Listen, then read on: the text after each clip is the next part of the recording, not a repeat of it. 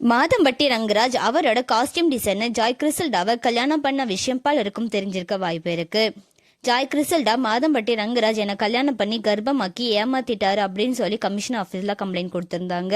And அது மட்டும் இல்லாமல் மாதம்பட்டி ரங்கராஜோடைய ப்ரைவேட் வீடியோவை ஷேர் பண்ணியிருந்தாங்க. அந்த வீடியோ சோஷியல் மீடியாவில் செம வைரலாக போயிருந்துச்சு. ஓய் என்னடி பண்ற பொண்டாட்டி? Miss you, love you.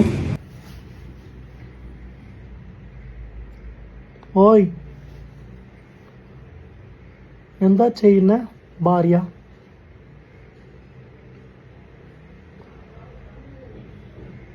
Kafi കളിച്ചു, ബ്രേക്ക്ഫാസ്റ്റ് കളിച്ചു.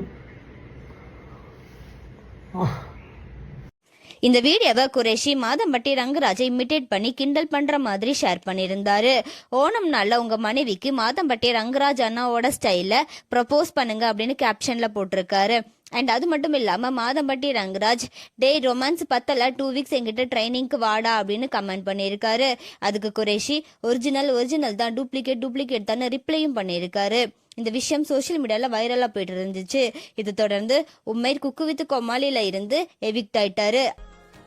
ஓய் என்ன பண்றீங்க மக்களே? குக் வித் கோமாளியில எலிமினேட் ஆயிட்டேன்.